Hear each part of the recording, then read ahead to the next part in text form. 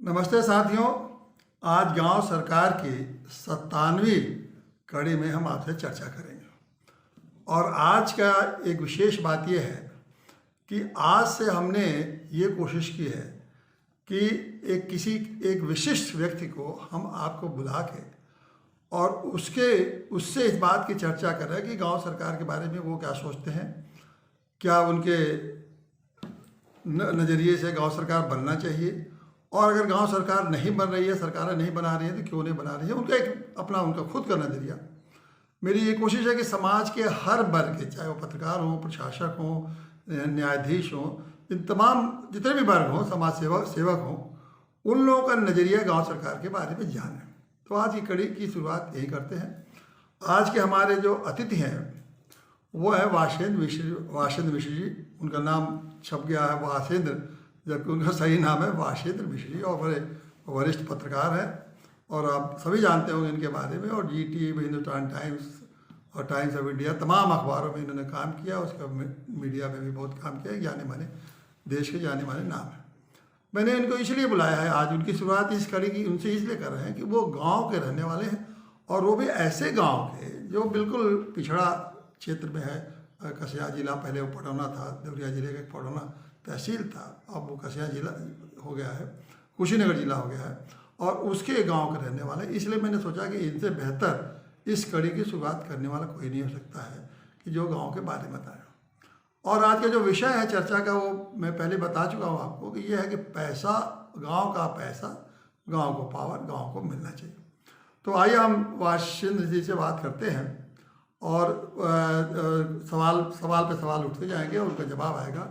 ताकि ये जो हम गांव सरकार की जो एक धारा हम लोग, देखिए 97वीं कड़ी है, 56 कड़ी तक हम लोगों ने इस पर चर्चा की। गांव पंचायत जो है वो क्यों नहीं गांव सरकार बनके और एक स्वायत्त गांव सरकार इसलिए कहते हैं कि संविधान में जो शब्द दिया गया वो सेल्फ गवर्नमेंट का है, कि सेल्फ गवर्नमेंट के रूप में गाँव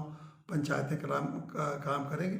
लेकिन ग्राम पंचायत को वो सेल्फ गवर्नमेंट के रूप में अगर संविधान ने व्यवस्था की है, तो क्यों नहीं सेल्फ गवर्नमेंट उनको, राज्य सरकार या केंद्र सरकार उनको ऐसा अधिकार देती है कि वो सेल्फ गवर्नमेंट के रूप में काम करें। वो ऐसा अधिकार उन्होंने अभी तक जो अधिकार दिया है, उसे ये लगता है कि बिल्कुल वो राज्य सरकार के एक विभाग के रूप में कर रही है। तो इन सारे बातों में मैंने आपको बहुत विस्तार से समय समय पर बताया, और किस तरह से ग्राम पंचायतें राज्य सरकार के गुलाम हैं, किस तरह से ग्राम पंचायतें राज्य सरकार के सबसे छोटा, सबसे आखिरी विभाग के रूप में काम करता है, और उसको कैसे उससे गुलामी से और उससे मुक्ति दिलाए सके, राज्य सरकार से मुक्ति दिला के उनको सेल्फ गवर्नमेंट के रूप में काम कराया जा सके, इस सब पर अब चर्चा की। तो अब हमने तो बहुत अपने विचार आपके सामने रख दिए। आज जो विचार है वो वाशेंद्र मिश्र जी के विचार सुनेंगे, और देखिए उनका क्या नज़रिया है, वो कैसे ग्राम पंचायत और गाँव सरकार के बारे में सोचते हैं। तो वाशेंद्र जी, आपसे हम शुरू करते हैं। पहला जो सबसे बड़ा सवाल है कि आप तो गांव के रहने वाले हैं, आप की पढ़ाई कब तक गांव में रही? हाई स्कूल मैं क्लास 12 तक गांव में पढ़ा। हाँ। और उसके बाद आ गया था लखनऊ पढ़ने। तो अब 12 तक, तो इसका मतलब किस साल में आपने गांव छोड़ा? 80 में। अब बताइए, 80 तक सुना था, 1980 तक जो गांव की हालत था वो कैसा गांव था? पहले आप बताइए, उनकी स्थिति कैसी थी? एक्चुअली जब हम गांव में रहा करते थे, और बचपन से हमने 1980 तक, जब 12वीं की पढ़ाई वहाँ पूरी करने के बाद लखनऊ आए थे पढ़ने, तब तक के जो हालात थे उसकी तुलना अगर आज के हालात से करें तो मुझे लगता है कि 1980 के पहले जो गाँव की हालत थी वो ज़्यादा बेहतर थी आज के गाँव के स्थिति में। जबकि दावा किया जा रहा है कि बहुत विकास हुआ है, देश का, प्रदेश का, गाँव का, समाज के हर क्षेत्र में विकास हुआ है। लेकिन अगर मैं एक बहुत ही डिटैच होके इस बात का मूल्यांकन किया जाए कि गांव का सचमुच विकास हुआ है या गांव में षड्यंत्र और भौतिकवादी चीज़ों का प्रभाव बढ़ा है, और जिस तरह से शहरों में अपनापन नहीं था, एक दूसरे के प्रति भाईचारा नहीं था, एक दूसरे के खिलाफ सहयोग और समन्वय और समायोजन की प्रवृत्ति नहीं थी, कमोवेश इसी तरह की स्थिति अब गाँव में भी देखने को मिल रही है। तो मुझे तो लगता है कि जो शुरुआती दौर में गांव का कॉन्सेप्ट था, भले ही वहाँ चकाचौंध नहीं था, हर घर में बिजली नहीं थी, हर घर में गैस का सिलेंडर नहीं था, या टेलीविज़न नहीं था, लेकिन जो एक अपनापन था, जो एक भाईचारा था, जो एक दूसरे के सुख दुख में खड़ा होने की प्रवृत्ति थी, वो लगभग खत्म हो गई है। और इसके पीछे का जो सबसे बड़ा कारण मुझे लग रहा है कि जो राजनैतिक ताकतें हैं, जो वोट की राजनीति करते हैं, जो दिल्ली और राज्यों में अपनी सरकारें बनाना चाहते हैं और बना के और उसको पूर्ण नियंत्रण में चलाना चाहते हैं, शायद उनके वजह से ये नई प्रवृत्ति देखने को मिल रही है गाँव में भी, जो कि शहरीकरण के वजह से और भौतिकवादी दौर के वजह से शहरों में दिखाई देती थी। तो वैष्णव जी, जो सरकार कहती है, सरकार का तो ये कहना है कि हम गांव को विकास कर रहे हैं। गांव को विकास करने का मतलब वहाँ सड़क पहुंचा दिए, बिजली पहुंचा दिए, गांव में जितने साधन होना चाहिए वो स्कूल खोल दिए, चिकित्सा की सुविधा पहुंचा रहे हैं। तो क्या ये आप कहना है कि ये गांव का, ये शहर का एक्सटेंशन है जो गांव बन रहा है, या गांव को मूल रूप से, जो आप जैसे आपने एक बात उठाई कि गांव का जो स्वाभाविक स्वरूप था वो अब ख़त्म हो गया है, और बल्कि उनके जो आपस में गांव में जो लोगों का सद्व्यवहार था वो बिल्कुल ख़त्म हो चुका है। तो क्या ये गांव को जो शहर का एक्सटेंशन जैसा, मतलब गांव को शहर बनाने की जो कोशिश है वो उसके नाते ऐसा हो रहा है, या कुछ और कारण हो सकता है? पंडित जी, जितना हम लोग पढ़ा करते थे, जब गांधी दर्शन की बात आती है या पंडित दीनदयाल उपाध्याय की बात आती है, या और तमाम ऐसे लोग रहे हैं जो युग दृष्टा रहे हैं, जिन्होंने एक परिकल्पना की थी समाज की, और ख़ास तौर से भारतीय समाज की, तो उसमें गांव को जिस तरह से उन लोगों ने देखा था, चाहे गांधी ने या पंडित दीनदयाल उपाध्याय ने या आरएसएस के एक बहुत बड़े थिंकर रहे हैं धर्मपाल जी, उनकी किताबें हैं 10 वॉल्यूम में, उन्होंने भी गांव के समाज के बारे में एक अपना दर्शन दिया था। मुझे लगता है कि विकास का मतलब सिर्फ ये नहीं होता है कि लोगों को उनके जो मानवीय मूल्य हैं, उनके जो सामाजिक मूल्य हैं, उनके जो आध्यात्मिक मूल्य हैं, उनसे दूर कर दिया जाए और ईंट पत्थर कंक्रीट की एक समाज बना के खड़ा कर दिया जाए। तो इस तरह का समाज तो शहरों में पहले से था, और गांधी और पंडित दीनदयाल उपाध्याय जी कभी नहीं चाहते थे कि गांव का विकास हो, तो उस विकास के नाम पर शहरीकरण हो जाए गांव का। वो तो यही चाहते थे कि गांव के जो नैसर्गिक चीज़ें हैं, गांव की जो प्राकृतिक चीज़ें हैं, गांव की जो अपनी ताकत है ग्रामीण परिवेश की, उसी के आधार पर उसका विकास किया जाए। और आज़ादी के बाद भी उनके मानने वाले लोगों ने देश के अलग अलग क्षेत्रों में भरपूर कोशिश की थी। हम यहाँ उदाहरण देना चाहते हैं नानाजी देशमुख का। नानाजी देशमुख ने सक्रिय राजनीति से संन्यास लेकर और चित्रकूट में और उत्तर प्रदेश के गोंडा जिले में एक नया प्रयोग किया था। उन्होंने कोशिश की थी कि ग्राम विकास को या ग्राम स्वराज को स्थापित किया जाए, उसी दर्शन के आधार पर जो दर्शन गांधी का था, जो दर्शन पंडित दीनदयाल उपाध्याय का था।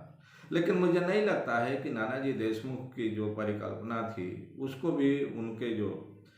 बाद जो लोग चीज़ों को चला रहे हैं वो आगे बहुत ज़्यादा बढ़ा पाए। और चित्रकूट और गोंडा के अलावा मुझे इस तरह के परिकल्प या परियोजना या प्रकल्प कोई और जिलों में अभी तक मेरी जानकारी में दिखाई नहीं दे रहा है उत्तर प्रदेश के।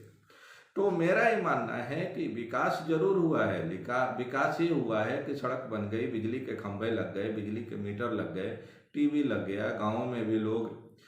शहरी जीवन शैली में जीना चाहते हैं और टीवी फ्रिज लगा के अपने घर में बैठे हुए हैं। लेकिन जो उनका कनेक्ट था मिट्टी से, जिसकी बात की जाती है कि माटी से जो उनका जुड़ाव था, वो धीरे धीरे खत्म होता जा रहा है और गांव भी शहरीकरण का एक हिस्सा होता जा रहा है। और इसको बहुत सुनियोजित तरीके से किया जा रहा है। इसके पीछे बड़ी सोची समझी एक रणनीति है। मैं थोड़ा सा अपना उत्तर विस्तार में देना चाहता हूँ। ठीक है कि आपको ध्यान होगा कि जब कभी भी कोई सामाजिक राजनीतिक बदलाव आया है तो उसकी शुरुआत आम जनता ने किया।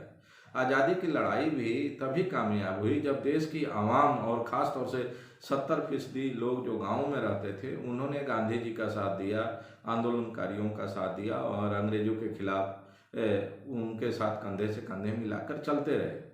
जब हम उसका शहरीकरण कर देंगे तो गांव की जनता भी उसी तरह से सुविधाभोगी हो जाती है, उसी तरह से मौका परस्त हो जाती है, उसी तरह से कंप्रोमाइज करने लगते हैं अपने छोटे छोटे वेस्टेड इंटरेस्ट के लिए, और उनके अंदर उस तरह के जीवन मूल्य और सच और झूठ और मेरिट और डीमेरिट के जो भेद करने की एक प्रवृत्ति होती है, वो धीरे धीरे कम हो जाती है। तो ये बहुत सोची समझी रणनीति के तहत मेरा मानना है कि गाँवों का शहरीकरण किया जा रहा है परोक्ष रूप से, और ठीक वैसे ही किया जा रहा है। जब हमारे देश को गुलाम बनाने के लिए अंग्रेज हमारे देश में आए थे तो एक व्यापारी के रूप में आए थे, और धीरे धीरे उन लोगों ने हमारे देश की जनता में एक हैबिट डेवलप की, और वह हैबिट ऐसी हो गई कि बाद में जनता का एक वर्ग ये कहने लगा था कि अगर अंग्रेज चले जाएंगे तो देश कौन चलाएगा। देश को चलाने के लिए ज़रूरी है कि अंग्रेज़ों को यहाँ बने रहना चाहिए, और तमाम लोग उस समय भी अंग्रेज़ों के साथ खड़े थे आज़ादी मिलने के पहले तक। तो आज हालात यही है कि हमको इस पर विचार करना है कि जो योजनाएं बन रही हैं गाँव के विकास के नाम पर, उन योजनाओं को बनाने वाले लोग कौन हैं और वो किस दृष्टि से देखकर उन योजनाओं को बनाते हैं और उसको गांव स्तर तक ले जाकर लागू करना चाहते हैं। जब योजनाएं दिल्ली और लखनऊ और राज्यों की राजधानियों में बैठ के गाँवों के विकास के लिए बनेंगी तो वह उतना व्यवहारिक नहीं होंगी। मेरा ही मानना है, जो कि मैं हमेशा देखता था, आपका जो सीरीज आता था गांव सरकार के बारे में, उस हर सीरीज में आप इसी बात पर जोर देते थे कि गांव का विकास गांव वालों से पूछ के किया जाना चाहिए, गांव की योजनाएं गांव वालों की राय से बनानी चाहिए, और गांव के विकास के लिए जो आर्थिक बजट का निर्धारण हो वो भी गांव वालों को उसको एम्पावर किया जाना चाहिए कि वे अपनी मर्जी से अपने गांव में उस आर्थिक धनराशि का इस्तेमाल कर सकें। आज वो काम नहीं हो रहा है। तो शायद यही कारण है कि जो परिकल्पना गांधी, पंडित दीनदयाल उपाध्याय या तमाम उन सामाजिक सुधार में लगे हुए लोगों की थी वो पूरा नहीं हो पाई। और यह भी सच है कि जो एक तरह से एकाधिकार या नियंत्रण अपने हाथ में रखने की प्रवृत्ति है, इसके पीछे बिल्कुल सीधी सोच है। जो लोग भी उत्तर प्रदेश या राज्य या दिल्ली में सत्ता में बने रहना चाहते हैं, वे नहीं चाहते हैं कि गांव की जनता, गांव के जो जनप्रतिनिधि हैं, उनको इतना अधिकार संपन्न बना दिया जाए जिससे कि वे अपना फैसला खुद लेने के लिए स्वतंत्र हो जाएं। और उनको ये हमेशा डर लगता है कि अगर गांव स्वतंत्र हो गया, गांव के लोग अगर स्वतंत्र हो गए तो उनको अपनी राजनीतिक सत्ता बचाए रखने के लिए और उनको अपना राजनीतिक एजेंडा आगे बढ़ाने में काफ़ी मुश्किल आएगा, क्योंकि गांव का आदमी आत्मनिर्भर है। गांव के जो प्रतिनिधि हैं वे अगर आत्मनिर्भर हैं आर्थिक रूप से, बाकी और किसी तरह की उनको सपोर्ट की ज़रूरत तो सरकार से पड़ती नहीं है। वे खुद अपना जीवन चला लेते हैं अपने संसाधनों के दम पर। उनको अपने विकास के लिए आर्थिक सहायता की ज़रूरत जरूर पड़ती है सरकार से या राज्य से, और अगर वह आर्थिक संपन्नता भी उनके हाथ में चली गई तो वे फिर कठपुतली नहीं रह पाएंगे उन राजनीतिक दलों के, उन नेताओं के, जो कि उनको एक कठपुतली बनाकर अपना राजनीतिक एजेंडा पूरा करते रहें। और यही कारण है कि उनको जो वित्तीय अधिकार देने की जब बात आती है तो उस पर सरकारें या तो चुप्पी साध लेती हैं, यानी तो किसी न किसी बहाने से अड़ंगा अटका के उनको वित्तीय अधिकार देने से उनको वंचित रखती हैं। और जो आप अक्सर अपने एपिसोड में बोलते रहे हैं इसके पहले, वो बहुत महत्वपूर्ण बिंदु है कि सेल्फ गवर्नमेंट का मतलब ये नहीं है कि हम सरकार पर निर्भर रहें, सरकार के रहमो करम पर निर्भर रहें और सरकार का एक कर्मचारी गांव के चुने हुए जनप्रतिनिधियों को नियंत्रित करे और उनको अपने चपरासी की तरह ट्रीट करे। तो अब इस पर सोचना है कि जो लोग इस समय चुनाव का टाइम है, देश के कई राज्यों में चुनाव हो रहा है, उत्तर प्रदेश में भी चुनाव हो रहा है, ये जरूरी है कि गांव के लोग कितने जागरूक हैं और कितना सीरियस हैं अपने अधिकारों को लेके, और वे कैसे इन अधिकारों को लेने के लिए अपने को तैयार कर पाते हैं, और जो लोग अपने चुनावी घोषणा पत्र में उनके इन अधिकारों की बात नहीं करते हैं उनको किस तरह से रिजेक्ट करते हैं, उनको समर्थन देने से मना करते हैं, ये निर्भर करता है गांव के लोगों पर। नहीं, ये बात सही है कि देखिए कोई राजनीतिक पार्टी कभी भी, मैं देख रहा हूँ 70 साल हो गए, और करीब करीब 72 से 73, ये 73वां संशोधन भी 92 से लागू हो गया, और उसके भी लागू होने का करीब 30 साल होने जा रहे हैं। कभी किसी ने गांव को उनके अधिकार देने की बात कभी किसी राजनीतिक पार्टी ने अपने एजेंडे में नहीं रखा। सबसे बड़ी बात, या मैनिफेस्टो में तो कभी रखा ही नहीं कि हमारी सरकार आएगी तो हम उसको बुलाएंगे। हालांकि हम लोग राजनीतिक पार्टी से क्या हैं, हम लोग शुरू से ही जब तक नैतिक पार्टी बनी हमेशा इसको अपने एजेंडे में रखे हैं कि हम जब अगर हम मौका मिलेगा तो हम गांव सरकार जरूर बनवाएंगे। लेकिन एक बात जो सबसे चौंकाने वाली बात यह है कि प्रधानमंत्री नरेंद्र मोदी जी गांव के लिए उन्होंने कहा कि हम सांसद लोग एक एक गाँव को गोद लें और उसका विकास करें। तो जब उनकी ये सोच है कि सांसद लोग गांव का गोद लेके विकास करें, तो इस सांसदों से विकास कराने से अच्छा क्या नरेंद्र मोदी जी को ये नहीं चाहिए था कि वो देश के प्रधानमंत्री हैं, अपने को वो और लोकप्रिय प्रधानमंत्री हैं, उनका सारी संस्थाओं पर करीब करीब एक अच्छा वर्चस्व भी है, तो क्या वो नहीं कर सकते हैं कि गांव के सरकार को अगर मान लीजिए कि अगर राज्य सरकारें अपने पंचायती राज अधिनियम के अंतर्गत नहीं दे रही है, तो क्या वो संविधान में ही संशोधन करके ऐसी व्यवस्था नहीं कर सकते हैं कि गांव को जो 29 विभाग मिले हैं वो सीधे उनको दे दिए जाएं, और जो उनको वित्तीय अधिकार है वो सीधे जो उनको मिला हुआ है वो सीधे वित्त आयोग जिस दिन फैसला ले उसके 15 दिन के अंदर सारा फैसला रुपया गांव कोष में ट्रांसफर हो जाए। तो ऐसा प्रधानमंत्री नरेंद्र मोदी को नहीं कर रहा, ये थोड़ा आश्चर्य की बात है जी। नहीं, मुझे लगता है कि कोई भी जन नेता या कहें कि प्रधानमंत्री जो इलेक्टेड होता है या इलेक्टोरल पॉलिटिक्स के जरिए आता है, वो उसके सारे फैसले पॉलिटिकल अपने मोटिव्स को ध्यान में रख के ही होते हैं। ये कहा जरूर जाता है कि प्रशासनिक निर्णय है और ये देश के हित में है, ये समाज के हित में है, लेकिन जो भी पॉपुलर गवर्नमेंट होती है या जो पॉपुलर गवर्नमेंट का अगुवा होता है उसका सारा का सारा फैसला वोट बैंक को ध्यान में रख के, उस पार्टी के पॉलिटिकल एजेंडा को ध्यान में रख के ही होता है। ये सच्चाई है और नरेंद्र मोदी भी उसमें अपवाद नहीं है। नरेंद्र मोदी के पिछले 7 वर्षों के अगर आप फैसलों को देखिए तो ज़्यादातर फैसले वही हैं जो उनकी पार्टी के मूल कार्यक्रमों के तहत पहले से निर्धारित रहे हैं। उन्हीं फैसलों को वो अलग अलग नाम देके, अलग अलग उसको नैरेटिव देके वो लागू करवाने की कोशिश कर रहे हैं।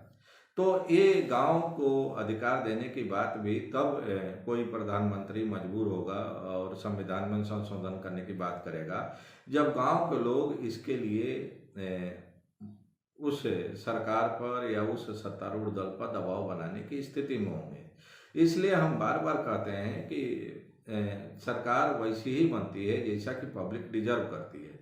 किसी भी इलेक्टोरल पॉलिटिक्स में जनता जिस तरह के लोगों को चुन के भेजती है वही लोग उसके ऊपर शासन करते हैं और उस तरह की नीतियां बनाते हैं। तो अगर आज कोई ऐसी नीति नहीं बन पा रही है जो कि जनता के हित में है, गाँव के हित में है, तो उसके लिए गाँव के लोग भी उतना ही जिम्मेदार हैं जितना कि सरकार में बैठे हुए लोग जिम्मेदार हैं। और हम लोगों ने देखा है अब तक कि जितने भी राजनीतिक कार्यक्रम घोषित किए जाते हैं, चुनावी मैनिफेस्टो बनते हैं, तो उसमें उन्हीं वर्ग के लोगों को, उन्हीं बिरादरी या समाज के लोगों की आवाज़ को समावेशित करने की कोशिश होती है जिनकी आवाज़ बुलंद होती है, जिनको नाराज़गी का डर होता है उन राजनीतिक दलों को। अब चुनाव का टाइम है, इस समय चुनाव के सीजन में आप देखिए अलग अलग राजनीतिक दल अलग अलग वायदे कर रहे हैं। आखिर ये वायदे क्यों किए जा रहे हैं? क्योंकि इनको पता है कि उस वर्ग की नाराज़गी उनको आने वाले टाइम में चुनाव में नुकसान पहुंचा सकती है, तो उनको अब फिर नए नए प्रॉमिस किए जा रहे हैं, लोक लुभावनी बातें की जा रही हैं। तो इसलिए बहुत अच्छा मौका है इस समय गांव के लोगों के लिए, गांव वालों के लिए, कि अगर वे लोग सचमुच चाहते हैं कि उनको वित्तीय अधिकार प्राप्त हो, उनको सचमुच संविधान में जो परिकल्पना की गई थी संविधान बनाते समय सेल्फ गवर्नमेंट की, उसका वो लाभ ले सकें, तो उनको अपनी आवाज़ जाति, मजहब, धर्म और पंथ से अलग हटके एकजुट होके गांव की आवाज़ गांव वालों के लिए और गांव वालों की तरफ से उठनी चाहिए। और अगर ये जब नेताओं को इस बात का एहसास हो जाएगा कि हम गांव वालों को जाति बिरादरी धर्म के खांचे में नहीं बांट सकते और अब उनकी बात सुननी ही पड़ेगी। तो आप देखेंगे कि इसी साल जो अगले साल जो चुनाव होने जा रहा है उसमें लगभग सभी राजनीतिक दलों की तरफ से अपने चुनावी घोषणा पत्र में गांव के बारे में भी चर्चा की जाएगी। क्योंकि इसके पहले होता था, जब चौधरी चरण सिंह थे, जब मुलायम सिंह थे, जब पुराने नेता थे, चंद्रशेखर जी थे या इंदिरा जी थी, राजीव गांधी थे, तो आपने भी देखा है कि वे लोग गांव के विकास की बात करते थे और बजट भाषण में कहा जाता था कि हमने अपने बजट का टोटल बजट का 70% हिस्सा हमने गांव के विकास के लिए आवंटित किया है। लेकिन धीरे धीरे वो चीज़ें खत्म हो गई जब लोगों को लगा कि गांव का आदमी भी जाति धर्म और क्षेत्र में विभाजित है और खंड खंड में बटा हुआ है, तो उनको लगा कि अब इनके कोई कलेक्टिव वॉइस नहीं है। और जब कलेक्टिव वॉइस नहीं रहेगी तो राजनीति करने वाले उस तरह के लोगों को महत्व नहीं देते हैं और न उनकी डिमांड की तरफ ध्यान देते हैं। तो यही कारण है कि अभी तक पिछले कुछ वर्षों में 8-10 वर्षों में देखने को मिल रहा है कि गांव प्रायोरिटी में नहीं है, गांव का विकास प्रायोरिटी में नहीं है, ना गांव की जनता को अधिकार संपन्न बनाना किसी भी राजनीतिक दल के लिए प्रायोरिटी है। नहीं, लेकिन एक बात तो हमको चौंकाता है कि ये राजीव गांधी ने ही ये 73वां संशोधन जो लागू किया और गांव के बारे में इतना बड़ा उनका फैसला था। और ये अलग बात है कि शुरुआत उन्होंने की थी और लागू हुआ वो नरसिंह राव के टाइम में, क्योंकि शुरुआत लेकिन जवाहरलाल नेहरू वो राजीव गांधी ने ही किया था। और उनकी सोच थी कि वो पर सत्ता का, क्योंकि उन्होंने एक नारा दिया था कि दिल्ली से चलता है और गांव तक पहुँचते पहुँचते 10 पैसा होता है। तो उन्होंने सोचा कि हम गांव को एम्पावर कर देंगे तो गांव को 10 पैसा नहीं, पूरा का पूरा पैसा गांव को पहुँचेगा। लेकिन अब उत्तर प्रदेश में ही जो चुनाव 22 में हो रहा है, प्रियंका गांधी ने भी बहुत सारा प्रभारी बनी हुई है यहाँ के और चुनाव में बड़ी सक्रियता से लड़ने की उन्होंने योजना बना रही है। अब इनके कांग्रेस पार्टी ये क्यों नहीं, इनके पास तो कोई जात का भी नहीं वोट है, कोई वोट बैंक भी जात का नहीं है कि उनको कोई जात के वोट बैंक भरोसा है। तो इनके लिए तो ये बड़ा अच्छा मौका था ना कि ये गांव सरकार की बात करती है और अपने पिता के नाम पर कहते हैं कि हमारे राजीव गांधी जी ने ये सत्ता का विकेंद्रीकरण के लिए ये कहा, गांव को उन्होंने एम्पावर करने के लिए पूरा उन्होंने अधिकार दिया कि गांव का पैसा, गांव का पावर गांव को मिले। तो ये व्यवस्था राजीव गांधी जी ने किया था। अब उनके नाम को उन्हें वोट लेना चाहिए और अपने पर कहते हैं कि हमारे जो सरकार बनेगी तो मैं पूरी तरह से आपको आश्वस्त करते हुए गांव के लोगों को कि आपको पूरा का पूरा अधिकार मिल जाएगा, आप अपना गांव को चलाएंगे, आपके हाथ किसी के सामने हाथ फंसाने की बात नहीं होगी। तो ये क्यों नहीं कर रही है कांग्रेस, क्यों नहीं कर रही है? ये इसके पीछे क्या कौन सी रणनीति है और क्या ये बुद्धिमत्तापूर्ण है कि आपके पास जात की कोई वोट बैंक है नहीं और आप देश के अगर विकास करना चाहते हैं तो विकास का ये मॉडल अगर आप देश उत्तर प्रदेश में प्रस्तुत करती तो ये पूरे देश का मॉडल बन जाता है। और उत्तर प्रदेश को अगर गांव को एम्पावर अगर कांग्रेस पार्टी करने का केवल एक नारे पर अगर वोट में चुनाव में जाए तो मैं समझता हूँ कि इनको काफ़ी समर्थन मिलेगा। लेकिन ये ऐसा क्यों नहीं कर रहे हैं? मुझे लग रहा है कि इस समय देश की ज़्यादातर जो राजनीतिक पार्टियां हैं या उनके जो नेता हैं वो एक सीरियस लॉन्ग टर्म प्लानिंग के बजाय शॉर्टकट का रास्ता अख्तियार किए हुए हैं। और अगर कंप्यूटर भाषा में बात करें तो कट एंड पेस्ट की पॉलिटिक्स हो रही है। वे देख रहे हैं कि उनका जो विरोधी है वो कौन कौन प्रॉमिस कर रहा है, किस तरह की प्रॉमिस कर रहा है चुनावी घोषणा पत्र में, तो उसमें से कुछ उसकी नकल करके वे अपने घोषणा पत्र में शामिल कर रहे हैं। हम उदाहरण के तौर पर एक छोटा सा उदाहरण देना चाहते हैं आपके सामने। हम लोग जब से होश संभाले हैं तब से यही सुना करते थे कि संघ परिवार ग्रैंड हिंदू यूनिटी के लिए काम करता है, हिंदुत्व को मजबूत करने के लिए काम करता है और भारतीय समाज को हिंदू समाज या हिंदू डोमिनेटेड सोसाइटी के रूप में बनाना चाहता है। और संघ में जो लोग काम करते थे वे अपना सरनेम ड्रॉप कर देते थे, अपना जाति का नाम नहीं लिखते थे। अब धीरे धीरे अब देखने को मिल रहा है, अभी आप देखिए यूपी के चुनाव होने वाले हैं या बिहार के, तो अब संघ परिवार की जो फ्रंटल ऑर्गेनाइजेशन है भारतीय जनता पार्टी, जो कल तक संपूर्ण हिंदू समाज की बात करती थी, अब वहाँ भी जात की बात होने लगी है। जाति उपजाति की बात करके उनका लिए अलग कार्यक्रम घोषित किए जा रहे हैं, उनके लिए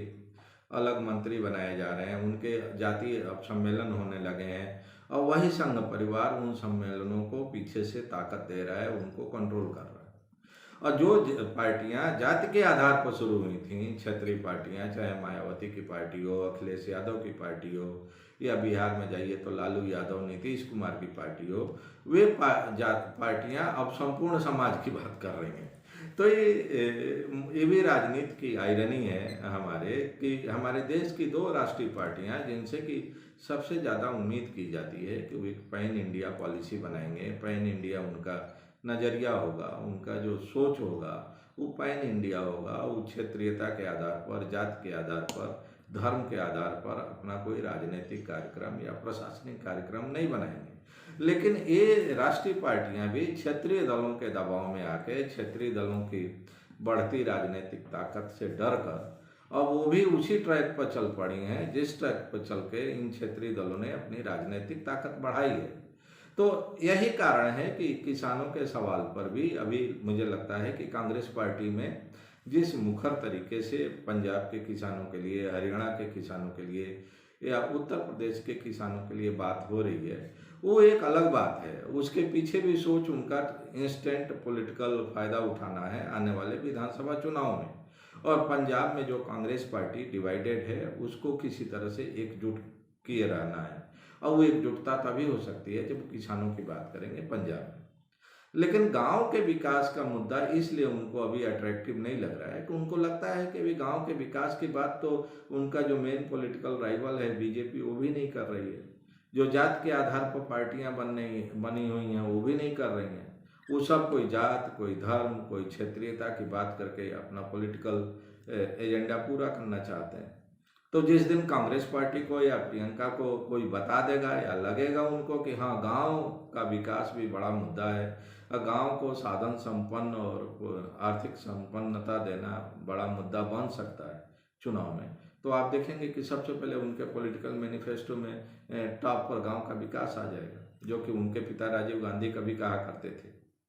तो इसका मतलब है कि ये राजनीतिक पार्टियों से उम्मीद नहीं करना चाहिए, अब गांव के ही लोगों को इसके लिए प्रयत्न करना चाहिए। गांव के स्तर पर मैं समझता हूँ कि आंदोलन खड़े होना चाहिए, गांव के लोगों में जागरूकता पैदा होना चाहिए, और गांव के लोग ही अगर इसको दबाव बनाते हैं तभी ये संभव हो पाएगा। अन्यथा राजनीतिक पार्टियों के भरोसे गांव को अपनी आज़ादी नहीं मिल पाएगी, गांव को अपने सेल्फ गवर्नमेंट का जो उनका संवैधानिक व्यवस्था है वो उन्हें प्राप्त नहीं कर पाए। ऐसा है। बिल्कुल, मैं इस बात से पूरी तरह सहमत हूँ कि अगर गांव को बचाना है तो गांव वालों को खुद पहल करनी पड़ेगी। गांव की सामाजिक, आर्थिक, सांस्कृतिक धरोहर को बचाए रखने के लिए राजनेताओं को दूर रखना पड़ेगा, और गांव के आर्थिक विकास के लिए भी गांव वालों को ही पहल करनी पड़ेगी। जब तक गांव वाले मुखर होके, एकजुट होके एक सशक्त आवाज़ नहीं उठाएंगे, तब तक ये जो राजनीतिक लोग हैं जिनके हाथ में राज्यों की और दिल्ली की सरकार है, वे गांव के विकास की तरफ नहीं देखेंगे, और गांव को भी वो डिवाइड एंड रूल की पॉलिटिक्स के तहत अलग अलग जातियों में और मजहब में बांटकर उस पर अपना कंट्रोल बनाए रखेंगे, जिस तरह से अभी तक कंट्रोल बना हुआ है। ये रहा वाशन मिश्र जी का आपने सुना। अभी तक वाशन जी लोगों से सवाल पूछते थे। वाशन जी ने सैकड़ों बड़े बड़े नेताओं का इंटरव्यू लिया है, और उनके सारे इंटरव्यू ये किताब में उन्होंने छपा भी है, और उस किताब में देश के जितने भी बड़े बड़े नेता हैं सबका उन्होंने इंटरव्यू लेके और देश की समस्याओं के बारे में जनता के सामने बताया। लेकिन आज मैंने इनका इंटरव्यू देखा, आपने हर चीज़ उन्होंने कितने अच्छे ढंग से कहा। तो ये मत समझिए कि जितने पत्रकार हैं वो केवल सवाल पूछना जानते हैं, बल्कि सभी पत्रकार समस्याओं को हमसे, आपसे अच्छे ढंग से समझते हैं, और उनकी समस्याओं के बारे में वो आप देश को और समाज को वो एक दिशा भी दे सकते हैं, क्योंकि वो भी इसी समाज में रहते हैं, और उनकी भी समाज में एक नागरिक के रूप में उतनी ही महत्वपूर्ण भूमिका है जिन्हें किसी और की भूमिका है। और ये हम इस श्रृंखला में मैं एक बार पुनः वाशन जी को बहुत बहुत इसके लिए धन्यवाद देता हूँ। थैंक यू, नमस्कार।